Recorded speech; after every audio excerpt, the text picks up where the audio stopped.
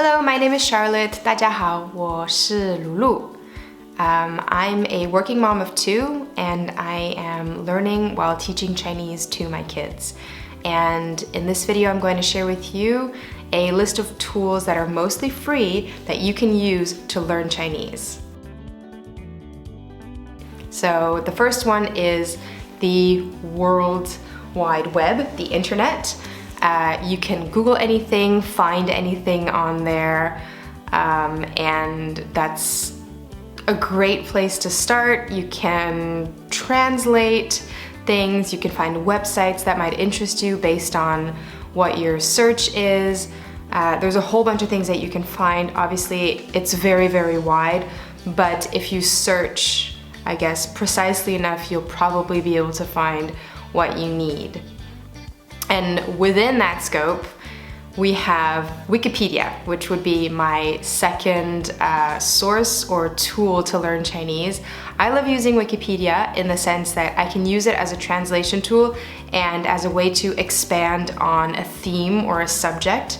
For instance, if you're looking up a type of fruit, you're looking up tomato and you want to know what it is in Chinese, you can go to the same page but in Chinese. And obviously there are the different types of Chinese. There's your simplified, there's your traditional, maybe there's Cantonese depending, but that's a great tool to learn more about a subject. And because also it'll be relatively, the structure of the page, of the Wikipedia webpage will be quite relatable in one language to the other, so you can expand upon that.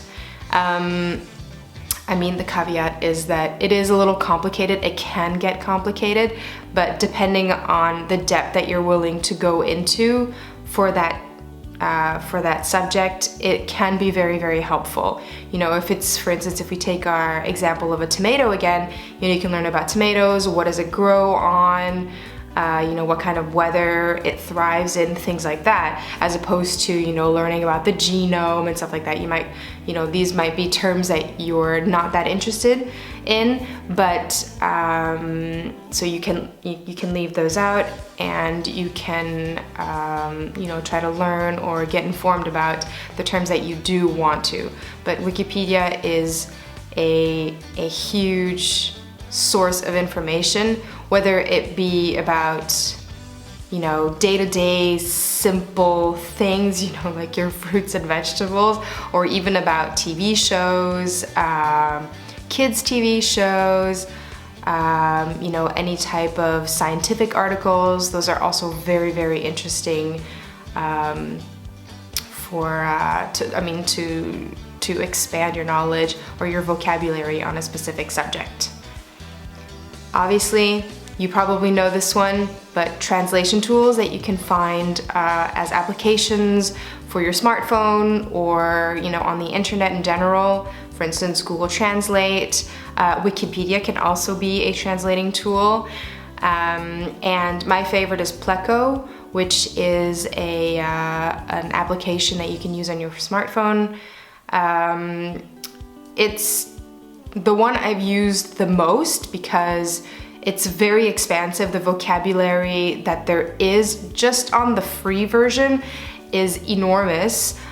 They also have traditional spelling, they have simplified spelling, they have specific towards mainland, specifics towards Taiwan, and they're all noted, which is super interesting to know. They also have flashcards, I think, if you go for bundles. I think there's like character recognition also if you go for bundles. But what I really like to do is I usually will look for terms during the day and it'll save itself in a history, or you can bookmark them, of course. But if you look into your history, you can kind of see what you looked up during, the past 24 or 48 hours. And it's super, super helpful to, in the evening, kind of go through what you did look up and kind of remind yourself or repeat the new words that you've learned. So I really love that. There's also a pronunciation tool within the app, so you can always have it play out, like it can the app will say the specific term for you, which is also super helpful because obviously Chinese is a tonal language, and you might definitely need to double check the tones in that case. And obviously there's also pinyin and zhuyin in Pleco, super helpful. It's a huge recommender. Also, it's free, so what else could you ask from an app? My next one is YouTube. I love YouTube because there are niche communities of people that are trying to learn Chinese, moms that are teaching Chinese, kids TV shows, adult TV shows, really anything you can find on YouTube. You can find, local TV shows in Chinese that you can watch, at the other side of the world. I mean, the variety is enormous. Depending on what you're looking for. In my case, I like to look for kids TV shows and, things that kind of gear towards kids under the age of maybe 6 to 8, because that's the language that I'm interested in, and that's the vocabulary that I want to expand on, and that's also what I want to show my kids. But other than that, there are, for instance, vlogs of people. Vlogs, there are TV shows also that I watch that are more adult, that are also very helpful to my own learning, that you can find on YouTube. I also have another video for my top kids TV shows that I love to watch with my kids that you can find on YouTube. My next tip is streaming services. Now this one's not necessarily free, obviously, unless you can piggyback on somebody. But for instance, Disney Plus, Netflix, Amazon Prime. I don't know about HBO because we don't actually have it here in Belgium yet. But the video streaming services are great because there are no ads. If you watch YouTube with ads, but there are no ads.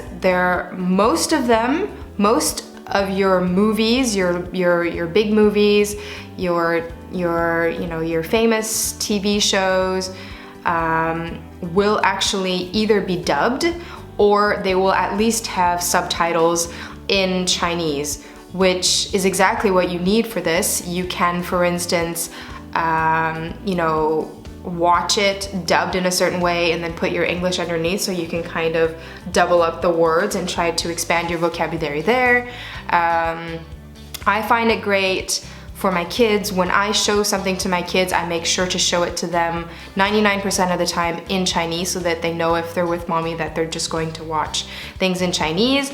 And if my husband watches stuff with them, then they'll watch it in English, and hopefully they can kind of they will code switch from one to another and make links with the same words depending on the language. I have seen, for instance, a little bit of irritation when you're used to hearing something in a certain language, because when you learn a language, especially for kids, and myself, I used to do that too, you tend to repeat sentences, and since their memory is really malleable, they enjoy that sentence, and sometimes there's a certain way to say things in one language that's not exactly replicable in another, and so that might be a little irritating, and I've come across that in the past. But yeah, I guess if you have to adapt to a situation, that you will. So yeah, video streaming services are a huge recommendation, which leads me to my next recommendation, which are audio streaming services, such as podcasts, typically your Spotify. I love them, absolutely, because in that case, you don't have screen time. You can have a speaker on the side, you can have your phone open while you're, I don't know, eating something or having a sandwich for lunch for yourself. You can you can listen to radio shows, you can listen to stories, you can listen to, podcasts about improving your English or Chinese, which are helpful in both directions. My favorites are kids like fairy tales and kids stories. They're always a lot of fun, and I really enjoy the meaning behind all of children's stories because they truly apply to any adult life. And I don't know, I love it. Maybe it's because I'm still in like full mommy phase, but I love watching 从前从前, or listening to. I love listening to 从前从前 as a podcast. Obviously, the most logical on audio streaming services are songs. So we find a lot of music that we really like, that we like to listen to, that we like to dance to, that we learn the lyrics to, or that I sing to them. So those are huge pluses. I put them on in the car, I put them on around the house. If they're playing with trains, for instance, I can put it on a little Bluetooth speaker and kind of keep it in the background. So super helpful, especially if you want to avoid any screen time. My last tip is books and toys and games, obviously. It's not necessarily free, but sometimes you can get hand-me-downs from people that are in the same situation as you. In my case, they're very hard to find because I'm in a situation where there are not that many people around me that actually speak Chinese. But so I buy a lot of books. I play a lot of games with the kids, like playing with toys, for instance. I think we're soon going to start playing games like board games. Because I think it kind of jogs your memory. Like, we'll play a memory game, that's for sure one that we play a lot. And the fact that you go back and forth in your target language is very helpful because you're trying to get a point across, and so will your child. And that is, it's a really good exercise to practice the evolution of that language, as well as possibly add some vocabulary in there or not. So those are my trips. Those are my tricks. I hope they're helpful for you. I've used every single one of them almost daily. And these are kind of my fallback, everyday, open to use at any time tools that I love. You will find more on nihaolulu.net. And thank you so much for watching till the end. I hope you have a great day.